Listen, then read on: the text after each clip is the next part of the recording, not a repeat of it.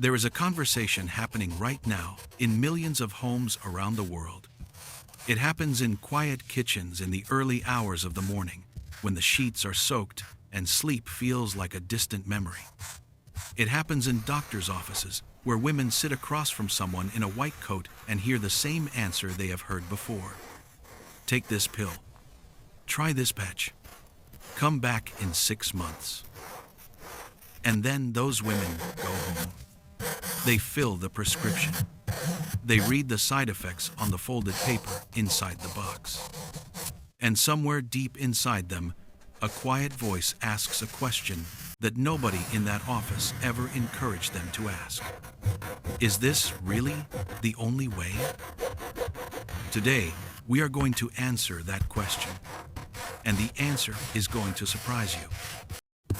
What you are about to hear in the next hour is not a rejection of medicine.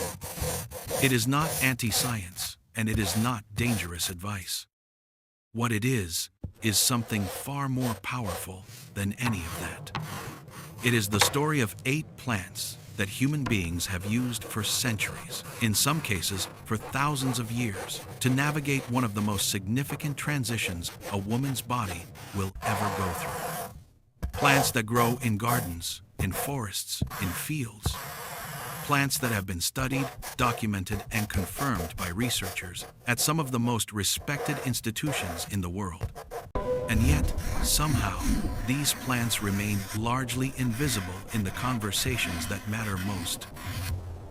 The pharmacy does not tell you about them. Your insurance company has no code for them. They cannot be patented. They cannot be trademarked. And that, more than anything else, explains the silence. Before we go any further, I want to ask you to do something. If you have not already subscribed to this channel, please do that right now. Every week on this channel, we bring you knowledge like this. Knowledge about self-sufficiency, about natural health, about reclaiming the tools and the wisdom that generations before us took for granted. Hit the subscribe button and hit the like button while you are at it, because that small action tells the algorithm that this kind of content matters. And I promise you, this stay until the very end of this video. Because at the end, everything we discuss today comes together in a way that will genuinely change how you think about your own body and your own options. This is important. Do not skip ahead. Now, let us talk about what is actually happening. Menopause is not a disease. It is not a malfunction. It is not something that went wrong. And yet, in the modern medical system, it is very often treated as if it were all 3 of those things simultaneously. A woman enters her late 40s or early 50s, her hormones begin the process of a profound and natural transition, and suddenly, she finds herself in a system that is almost entirely designed to suppress what her body is doing, rather than supporting. This is a relatively recent development. For most of human history, the transition through menopause was guided not by pharmaceutical intervention, but by accumulated knowledge. Knowledge passed from grandmother to granddaughter, from the village healer to the young mother preparing for what was to come. Knowledge about plants, about timing, about how food and rest and the natural world around us could ease a transition that, while sometimes difficult, was understood to be exactly what it was. A passage, not a crisis. We have lost a great deal of that knowledge. Or more precisely, it has been buried under the weight of a pharmaceutical industry that generates over $16 billion annually from hormone replacement therapies and menopause-related medications. That is not a conspiracy theory. That is a published figure. And when $16 billion depends on a particular set of answers to a particular set of questions, you should always wonder what happens to the questions that lead to different answers. The plants we are going to discuss today are some of those different answers. Each one has a body of research behind it. Each one has been used by real women, many of whom reported significant relief within 30 days of consistent use. and each one can, in most cases, be grown in a modest garden, purchased at a reasonable cost, or prepared at home with nothing more than water and a few minutes of your time. Let us begin with the plant that, if you have done any research on this subject at all, you have almost certainly encountered before. But I want to tell you something about this plant that most sources will not tell you. I want to tell you not just what it does, but why it does it. Because understanding the mechanism behind a remedy is the difference between taking something blindly and taking something with genuine confidence. Black cohosh. Say that name to a woman who has been managing menopause symptoms for more than a year, and 9 times out of 10, she will recognize it. She may have tried it. She may have heard about it from a friend. But here is what most people do not know about black cohosh, and this is crucial. This plant, which grows natively in the forests of eastern North America and has been used by indigenous communities for centuries, does not work the way most people assume it works. For a long time, researchers believed black cohosh functioned as a phytoestrogen, meaning a plant compound that mimics estrogen in the body.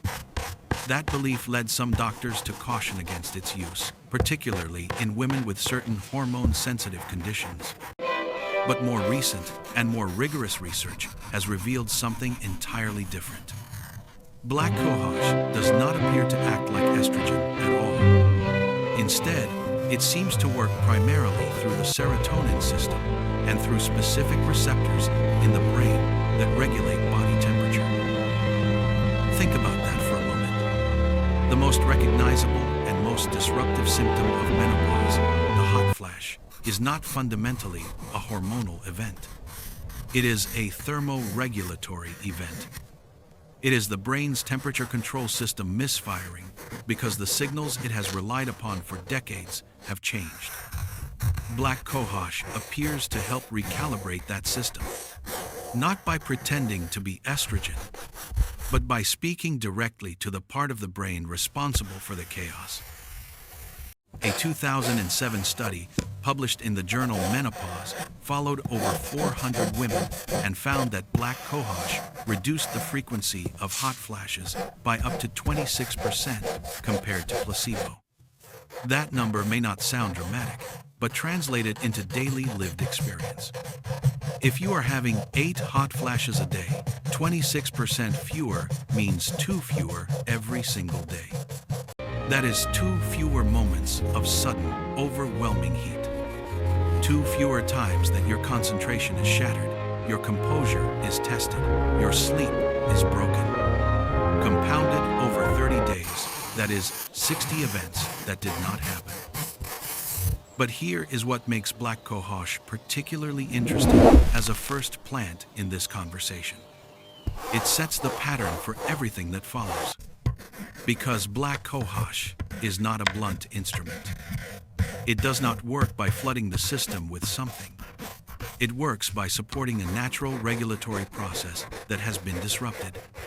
This is the philosophy that runs through every single plant we are going to discuss today. Not replacement, not suppression, support.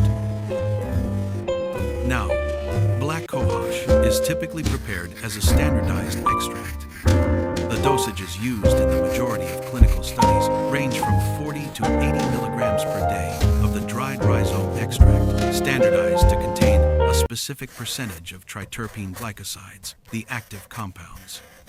It is available in capsule form, as a tincture, and as a tea, though the tea form is the least concentrated and may require larger quantities to produce noticeable effects. Most women who report significant benefit say they noticed a difference within 2 to 4 weeks of consistent daily use. Not months, weeks. One important note before we move on, and please pay attention to this. Black cohosh has been associated in rare cases with liver-related side effects. These cases are uncommon and often involve either unusually high doses or pre-existing liver conditions, but they are documented. If you have any history of liver issues, or if you are taking any medication that affects the liver, speak with a healthcare provider before using black cohosh. This applies to everything we discussed today. Natural does not mean without caution. What it means is that the cautions are different and usually far more manageable. The second plant in our story takes us to a different corner of the world and a different kind of wisdom. If black cohosh is the forest, then red clover is the meadow. Bright, familiar, growing in fields that most of us have walked past without a second glance. And yet, red clover contains one of the most studied and most promising groups of compounds in the entire field of natural menopause management. Red clover is rich in isoflavones. 4 specific isoflavones, to be precise: formanonetin, bioquinin A, daidzein, and genistein. These compounds are true phytoestrogens. They do bind to estrogen receptors in the body. But here is the subtlety that most people miss, and this is where the real sophistication of plant medicine reveals itself. There are 2 primary types of estrogen receptors in the human body. They are called alpha and beta receptors. Estrogen itself, the hormone produced by the ovaries, binds to both. And this non-selective binding is part of why hormone replacement therapy can carry risks. You are binding both types of receptors simultaneously, which affects multiple systems at once. Red clover isoflavones, however, show a strong preference for beta receptors. And beta receptor activation is associated specifically with the relief of menopausal symptoms, including hot flashes, vaginal dryness, and mood disruption, without the same degree of stimulation of the alpha receptor pathways that are associated with concerns around breast tissue and the uterine lining. Think of it like this. Imagine your body's estrogen receptor system as a building with 2 different doors. One door, when opened too forcefully, can cause problems. The other door leads directly to the rooms where comfort and balance are restored. Red clover isoflavones have a key that fits primarily the second door. They enter carefully, do their work precisely, and leave the first door largely undisturbed. A meta-analysis published in the journal Maturitas reviewed 12 randomized controlled trials involving red clover supplementation in menopausal women and found a statistically significant reduction in hot flash frequency, with some studies showing reductions of over 40%. In addition, several trials noted improvements in vaginal comfort, sleep quality, and psychological well-being. These are not marginal benefits.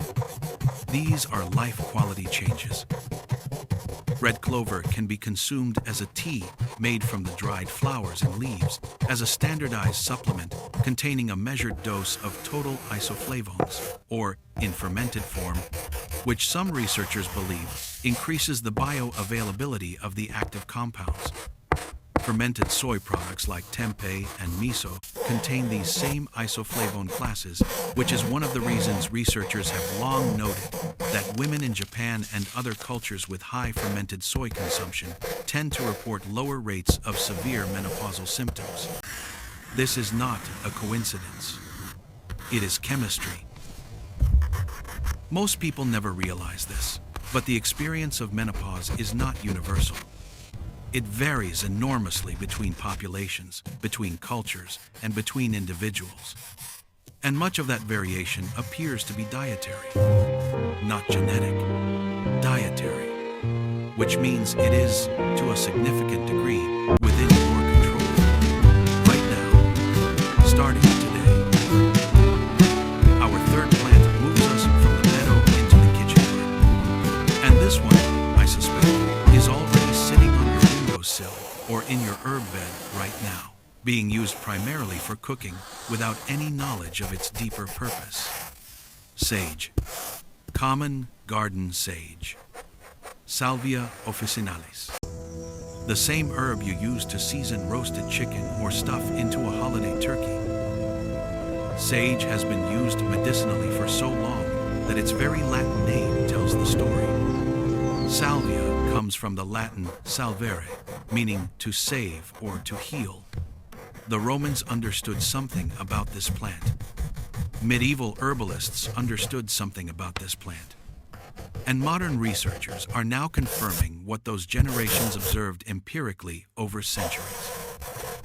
The primary mechanism of sage, in the context of menopause, is its action as a potent antiperspirant, and, more specifically, as an inhibitor of the excessive sweating triggered by hot flashes and night sweats. The active compounds in sage, particularly rosmarinic acid and various diterpenes, appear to act on the sweat glands and on the nervous system pathways that control perspiration. In addition, sage contains compounds with documented estrogenic activity that complement, rather than duplicate, the action of red clover and black cohosh. A clinical study, published in the journal Advances in Therapy, gave a once-daily tablet of fresh sage leaf extract to 71 menopausal women for 8 weeks. The results were remarkable.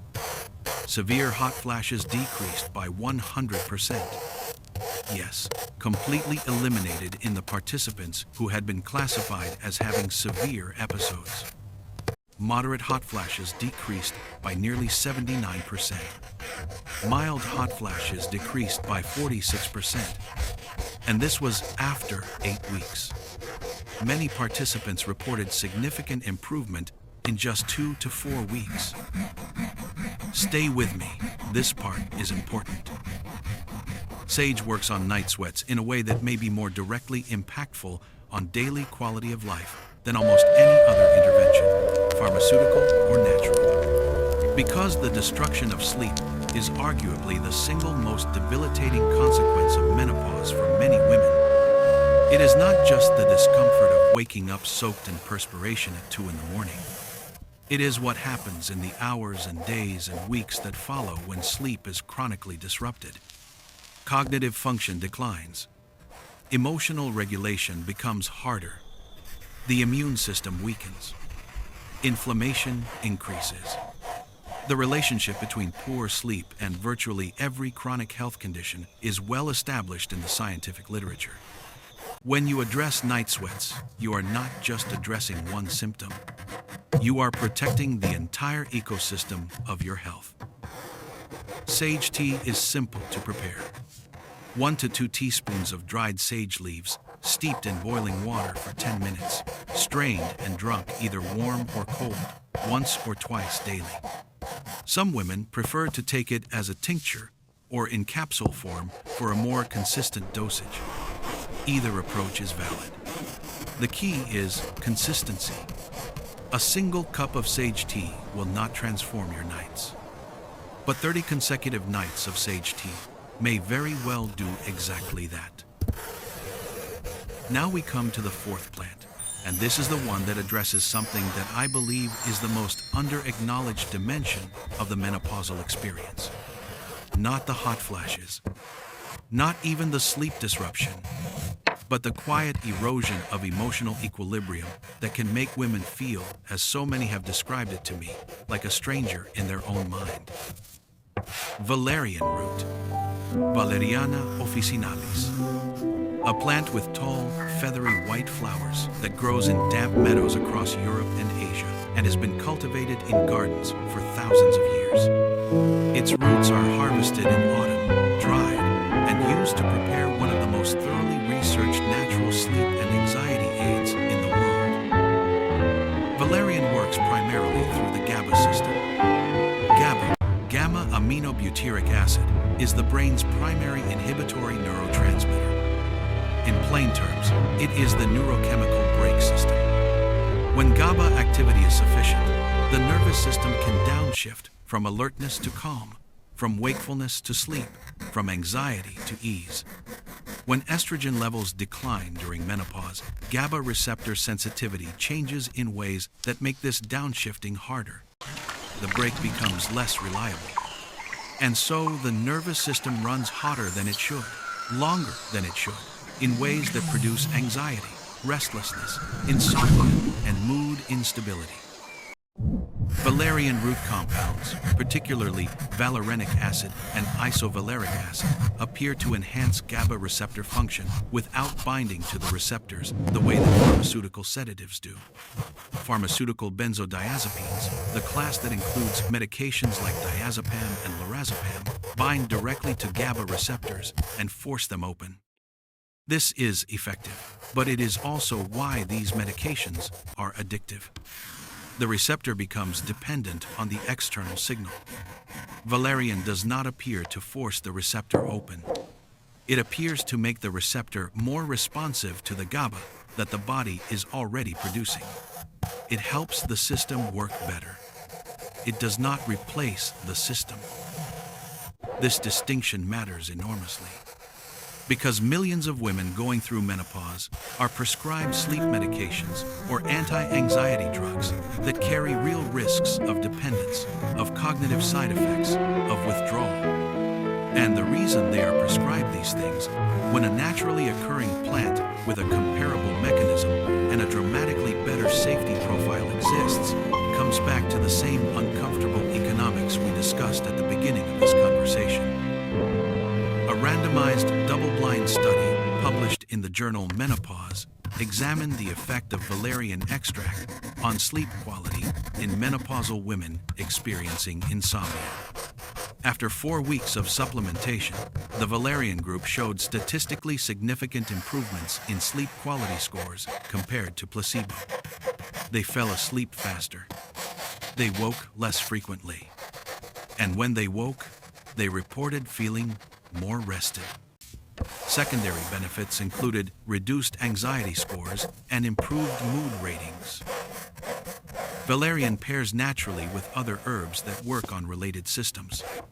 Passion flower, lemon balm, and From hops ancient are all plants that botanical complement studies valerian's to GABA-supporting advanced action and are holographic frequently combined with analysis, it in traditional herbal our formulas for sleep understanding of and anxiety. menopause has We will return evolved to this idea of dramatically. botanical synergy later, because it is one of the most important and least understood aspects of plant medicine.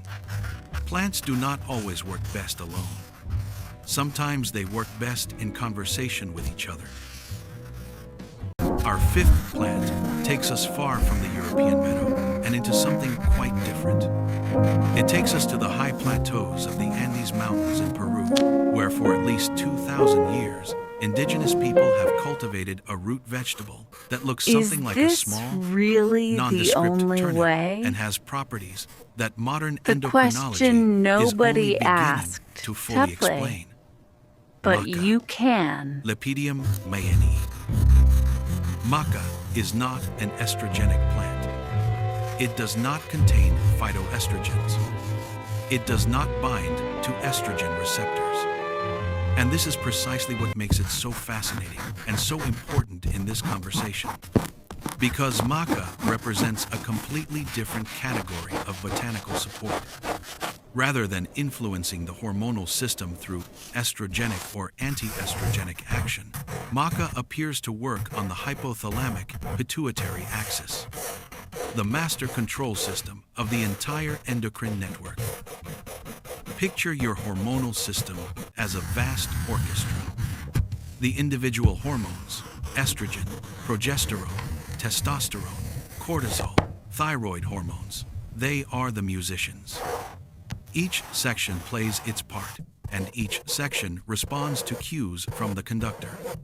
The conductor is the hypothalamus and pituitary gland, deep in the brain. During menopause, the orchestra does not simply lose one instrument. The conductor becomes confused by the change in the string section, and the resulting disharmony spreads across all the other sections in unpredictable ways. This is why menopause affects so much more than just hot flashes and periods. It can affect energy, thyroid function, adrenal response, sexual desire, cognitive clarity. The disruption radiates outward from the conductor. Maca appears to help restabilize the conductor. A 2006 study published in the International Journal of Biomedical Science found that postmenopausal women who took maca showed increases in estradiol levels, the primary form of estrogen. along with increases in progesterone and testosterone, while levels of FSH and LH, the hormones that spike dramatically during menopause because the pituitary is trying desperately to signal ovaries that are no longer responding, decreased significantly. In other words, the signaling chaos reduced. The conductor regained some of its composure. And the women in the study reported significant reductions in hot flashes, night sweats, depression, anxiety, sexual dysfunction, and fatigue. This is crucial. Maca does not introduce hormones into the body. It does not pretend to be a hormone. It appears to support the body's own hormonal intelligence, its own regulatory capacity.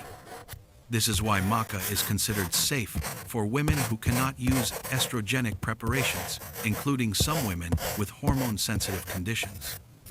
Because maca is not hormonal, it is adaptogenic. And there is a profound difference. Maca is most commonly available as a dried powder made from the ground root. It has a mild, slightly earthy, nutty flavor and blends easily into smoothies, oatmeal, or warm drinks. A typical therapeutic dose used in research studies ranges from 1.5 to 3 grams per day. That is roughly half a teaspoon to 1 full teaspoon of the powder. It is also available in capsule form for those who prefer precise dosing. Most women who report benefit describe noticeable changes in energy and mood within 2 to 3 weeks, with more comprehensive hormonal effects emerging over 6 to 8 weeks of consistent use. We have covered 5 plants now, and I want to pause for a moment, not just to let this information settle, but to acknowledge something that you may be feeling right now as you listen. A kind of frustration, maybe even anger. Because if these plants exist, if the research exists, if women have been reporting these benefits consistently across studies and across cultures, why has no one told you about this before? Why, in every doctor's appointment, every magazine article, every late-night search when you could not sleep, was this not front and center? That is a legitimate question. And the honest answer is complicated. Part of it is systemic. Medical training does not include extensive study of botanical medicine. Most physicians learn almost nothing about plant-based interventions during their years of education. They are not withholding this information maliciously. They simply are never given it. Part of it is economic. The plants we are discussing cannot be patented. There is no financial incentive to fund the large-scale clinical trials that would elevate them to first-line treatment status. And part of it, frankly, is cultural. We live in a world that has been systematically taught to distrust what it cannot buy in a pharmacy. That distrust serves a very specific set of interests, and those interests are not yours. The 6th plant in our story brings us to one of the most thoroughly researched herbs in the world, and to one of the most important truths about the relationship between the mind and the body during menopause. St. John's wort, Hypericum perforatum, a bright yellow wildflower that blooms around the summer solstice and has been used as a healing herb since ancient Greece. Most people know St. John's wort as a natural antidepressant, and that reputation is well-earned and well-documented. A comprehensive review published in the Cochrane database, which is considered the gold standard of medical evidence reviews, analyzed over 24 randomized controlled trials involving nearly 5,000 patients and found St. John's wort to be significantly more effective than placebo in the treatment of mild to moderate depression, with a side effect profile considerably better than standard have a antidepressants. positive match. But here is what most people never hear about St. John's wort, in the context of menopause specifically. Its benefits extend far beyond mood. A study published in the journal Gynecological Endocrinology examined menopausal women taking St. John's wort extract for 12 weeks and found improvements not only in psychological symptoms, including depression, anxiety, and irritability, but also in vasomotor symptoms, hot flashes, and night sweats. The same symptoms we have been discussing throughout this video. The overlap appears to be related to St. John's wort's activity on serotonin reuptake, the same mechanism that makes it an antidepressant, which, as you may remember from our discussion of black cohosh, is also deeply involved in the thermoregulatory disruption that causes hot flashes. There is a profound connection here that modern medicine tends to silo unnecessarily. The emotional symptoms of menopause and the physical symptoms of menopause are not separate problems requiring separate solutions. They arise from the same underlying neurochemical and hormonal disruption. A plant that works on serotonin does not choose between improving your mood and reducing your hot flashes. It addresses the shared root of both. This is the integrative intelligence of plant medicine. It does not divide the body into departments the way a pharmaceutical catalog does. It responds to the whole. St. John's wort is most commonly taken as a standardized extract, typically standardized to contain a percentage of hypericin, one of its primary active compounds. The dosage used in the majority of clinical studies is 300 milligrams 3 times daily, or 900 milligrams total per day. This is critically important to know. St. John's wort has significant interactions with certain medications. It affects the cytochrome P450 enzyme system in the liver, which metabolizes many common drugs, including birth control pills, blood thinners, antiretroviral medications, and certain antidepressants. If you are taking any prescription medication, please consult with a healthcare provider before using St. John's wort. This is not a casual warning. It is a pharmacological reality that requires genuine attention. For women who are not on contraindicated medications, however, the safety profile over decades of widespread use is genuinely reassuring. Now, I want to introduce you to the seventh plant, and this is the one that I find the most compelling from a purely philosophical standpoint, because it challenges something fundamental about how we think about managing difficult transitions in life. It challenges the idea that the right approach is always to push harder, to resist more, to overcome. Sometimes, the most powerful thing you can do is help your body adapt. And no plant embodies this principle more completely than ashwagandha. Withania somnifera, a small shrub with yellow flowers and red berries that grows in the dry regions of India, North Africa, and the Mediterranean. The name ashwagandha comes from Sanskrit, and it translates roughly to the smell of a horse, a reference to the pungent, earthy scent of its roots, and to the traditional belief that consuming it would give one the strength and vitality of a horse. In Ayurvedic medicine, the ancient healing system of India that predates modern medicine by several thousand years, ashwagandha is classified as a rasayana, a rejuvenating substance, and as one of the most prized adaptogenic herbs in the entire pharmacopoeia. The concept of an adaptogen is critical to understanding ashwagandha and to understanding an entire philosophy of how plants can support human health. An adaptogen is a substance that helps the body respond more effectively to stress, whether that stress is physical, emotional, or biochemical. An adaptogen does not push the system in one direction. It helps the system find its own optimal balance. It is bidirectional. If cortisol, the primary stress hormone, is chronically elevated, an adaptogen helps bring it down. If thyroid function is sluggish, an adaptogen may help support its activity. If the immune system is overreactive, the adaptogen helps modulate it. This is not magic. It is sophisticated biochemistry that Western science is still in the early stages of fully mapping. In the context of menopause, ashwagandha's adaptogenic properties are relevant in multiple dimensions simultaneously. First, the menopausal transition is an enormous stress on the endocrine system. The adrenal glands, which produce a form of estrogen called estrone, even after the ovaries reduce their output, are called upon to take up a greater portion of the hormonal workload.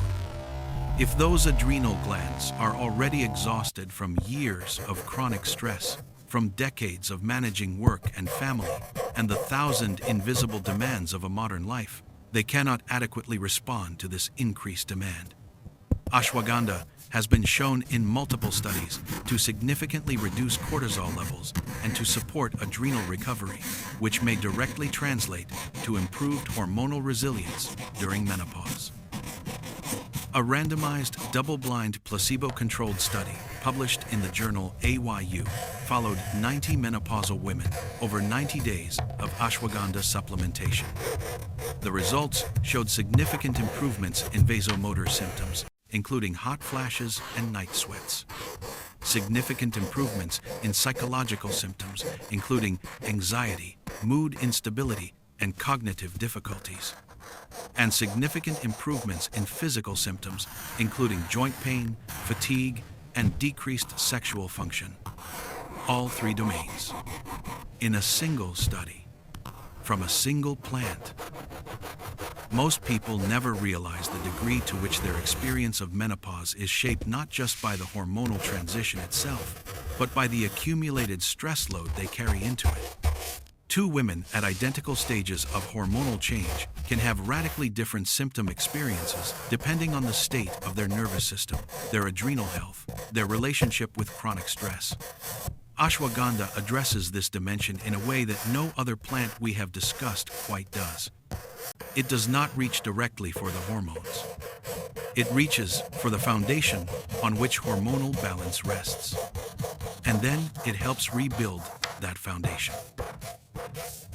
Ashwagandha is most commonly taken as a standardized extract, with typical doses in research studies ranging from 300 to 600 milligrams per day of the root extract, often standardized to a percentage of withanolides, its primary bioactive compounds. It is also available as a powder, which can be mixed into warm milk or a drink in the traditional Ayurvedic preparation, as a tincture, and in capsule form. Most clinical studies note that the effects of ashwagandha are gradual and cumulative.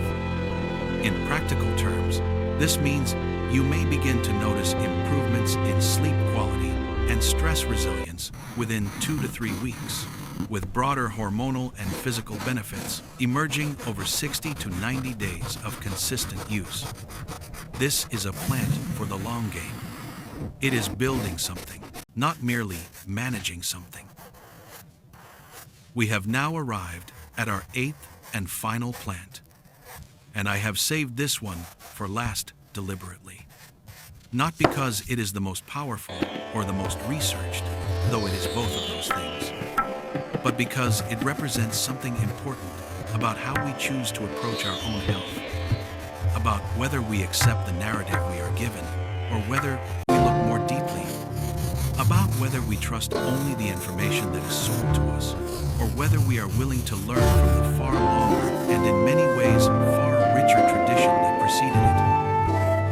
Evening primrose, Oenothera bienes, a plant native to North America that blooms in the evening, its pale yellow flowers opening after sunset with a fragrance that carries through the summer air. The indigenous peoples of North America used it for centuries.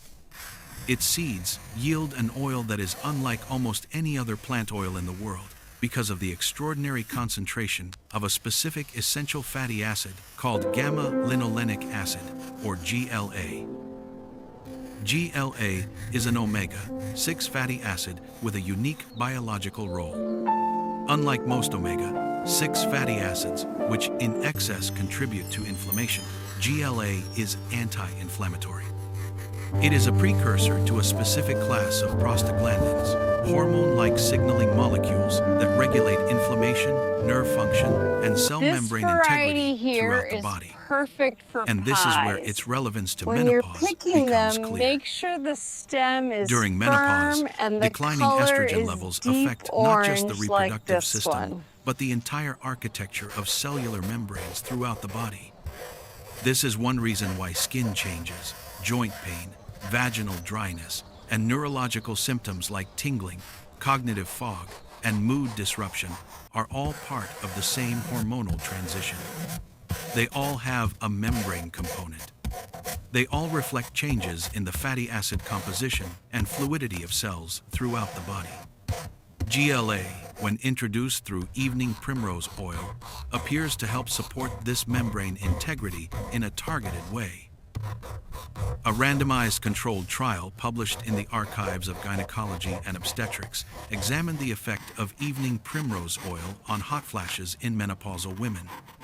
After 8 weeks, women taking evening primrose oil showed significant reductions in hot flash frequency, hot flash duration, and, critically, the severity of night sweats compared to the placebo group. Additional research has documented benefits of GLA supplementation for menopausal joint pain, skin moisture retention, mood, and cognitive function.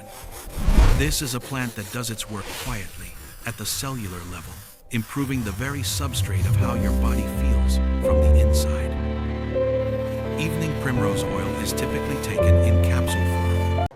Doses used in clinical research range from 500 milligrams to 3 grams per day, with most protocols using 1 to 2 grams divided into 2 doses daily. Quality matters significantly with evening primrose oil. Look for products that are cold-pressed, stored in opaque capsules, and kept away from heat and light, as GLA is sensitive to oxidation, and a rancid oil provides no benefit and may cause harm. Most women notice changes in skin quality and vaginal comfort within 4 to 6 weeks, with benefits to hot flash frequency typically emerging over 6 to 8 weeks of consistent use. Now, we have covered all 8 plants.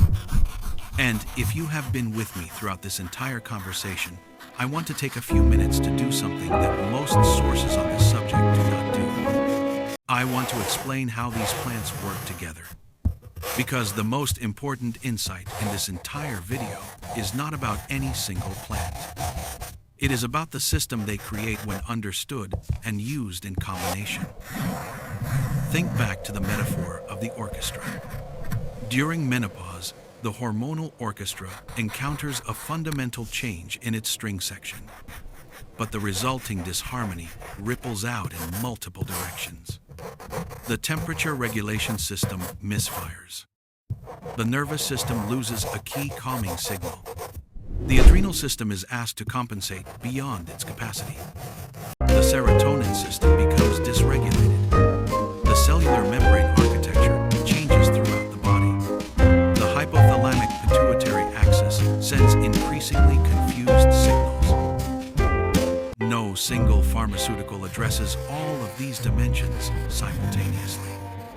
Standard hormone replacement therapy addresses some of them by reintroducing the missing signal directly. But it does so without discrimination, which is precisely where its risks arise. The 8 plants we have discussed today do something different.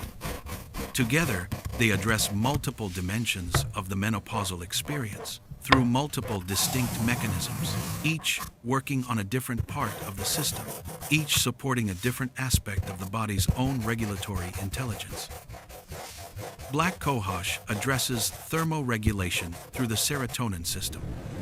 Red clover provides targeted phytoestrogenic support through selective receptor binding. Sage controls the peripheral expression of vasomotor symptoms, particularly sweating, and also provides gentle estrogenic support. Valerian rebuilds the GABA system, restoring the neurological capacity for calm and sleep. Maca stabilizes the master control axis, helping the hypothalamus and pituitary regain their composure. St. John's wort addresses the serotonin and mood dimensions while simultaneously improving vasomotor symptoms, Ashwagandha rebuilds the adrenal foundation, improving stress resilience and cortisol regulation. And evening primrose oil works at the cellular membrane level, improving the physiological substrate across all systems. These 8 plants, working together, constitute something that could reasonably be described as a complete botanical support system for the menopausal transition. Not replacing the body's own intelligence, but amplifying it. Not suppressing what is happening, but supporting the body through it with more grace and more comfort than most women have been told is possible. I want to speak now to something that goes beyond the science, because I think it needs to be said. There is a particular kind of loneliness that accompanies the experience of going through a major transition without adequate tools. Without the knowledge that would make it more manageable. Without the feeling of agency, of being able to do something that genuinely helps. Millions of women right now are navigating the menopausal transition in precisely that kind of loneliness. They have been told what is happening to them in clinical language that strips out the wisdom tradition that once surrounded this passage. They have been offered chemical solutions that are effective for some and problematic for others, and simply unavailable to many, either because of cost or medical contraindication or personal choice. And they have been left largely without the botanical knowledge that could genuinely help them, not because that knowledge does not exist, but because it exists outside the systems that currently define what counts as valid health information. This is why videos like this one matter. This is why this channel matters. Because knowledge about plants, about the natural world, about the deep archive of human wisdom regarding our own bodies and our own health, this knowledge belongs to everyone. It does not belong to a corporation. It cannot be locked behind a prescription pad. And it does not expire when the patent runs out. It is as available today as it was 10,000 years ago, as long as someone is willing to learn it and pass it on. Before we close, I want to offer a few practical thoughts on how to begin, because information without a clear path to action is just interesting. And I want you to leave this video with more than interest. I want you to leave with a plan. Begin with 1 or 2 plants, not all 8 simultaneously. Starting too many new things at once makes it impossible to understand what is working and what is not. Most practitioners who work with botanical menopause support recommend beginning with the plants most specifically targeted to your most disruptive symptoms. If hot flashes and night sweats are your primary challenge, begin with black cohosh and sage. If sleep disruption and anxiety are dominant, begin with valerian, perhaps combined with St. John's wort. If fatigue, cognitive fog, and general loss of resilience are your experience, begin with ashwagandha and maca. If vaginal and skin changes, along with hot flash frequency, are your focus, consider red clover and evening primrose oil. Give each plant genuine time. The phrase 30 days in this video's title is not arbitrary. It reflects the consistent pattern in research showing that most of these plants require 2 to 4 weeks of consistent use before their primary effects become clearly observable. Some take longer. If you try a plant for a week and do not notice change, you have not given it a fair evaluation. Commit to 30 days of consistent, appropriate dosing before making any judgment. Source quality matters more than most people realize. Not all herbal products are created equal. The supplement industry is notoriously variable in quality, with studies consistently showing that many products on the market contain significantly less of the claimed active compound than the label states. Look for products that are third-party tested, that specify the standardized extract content, and that come from manufacturers with verifiable quality assurance practices. This is not an area where buying the cheapest option usually serves you well. And communicate with your healthcare provider.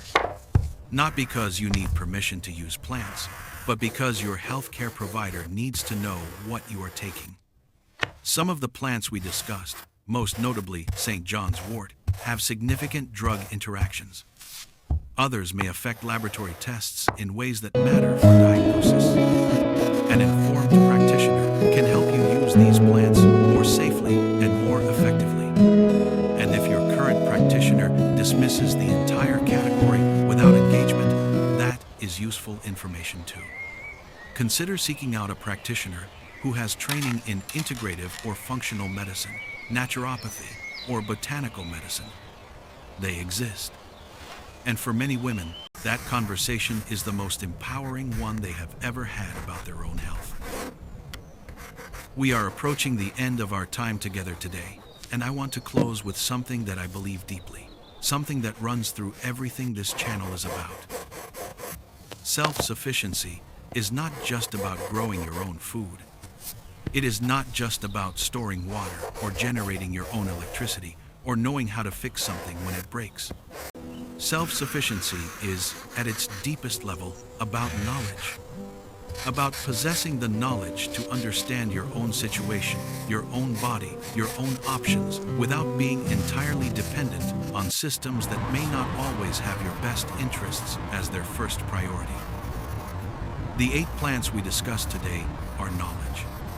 Black cohosh, red clover, sage, valerian, maca, St. John's wort, ashwagandha, and evening primrose. These are names you now carry with you. Research you can verify. Actions you can take. No prescription required. No appointment necessary. No insurance company with the power to deny coverage. The generation of women before us, and the generation before them, and going back as far as human beings have been navigating the passage through midlife, they had this knowledge. Circumstances took it from most of us. But it was never truly lost. It was always here, growing in meadows and gardens and forest edges, waiting. And today, you have taken a step back toward it. Do not let this be merely an interesting video you watched once and forgot. Write down the 8 plants. Research the 1 or 2 most relevant to your experience. Find a quality source. Commit to 30 days. And then pay attention. Not because I am asking you to believe me, but because your own experience, your own body, your own 30 days of honest experimentation will tell you more As than we any video ever conclude could. this series, That is the real remember that the independence. greatest Not just the view knowledge, comes after the willingness to test hardest it. climb. The courage to act on it. The refusal to accept that the only valid answers are the ones that come with a price tag and a patent number. If this video gave you something today, even one piece of information that you will carry with you, please do a few things for me. Subscribe to this channel if you have not already. Every week, we bring you content like this: practical, honest, deeply researched information about how to care for yourself and your family with greater knowledge and greater independence. Like this video, because that simple action helps more people find it, and every person who finds this video is one more person who now has options they did not know they had. Share it with a woman in your life who is navigating this transition. You may never fully know the impact of that share is less than #0. 5# is greater than, but I promise you, it will matter to someone. And please, leave a comment. Tell me which of these 8 plants you are most interested in exploring. Share your experience if you have already worked with any of them.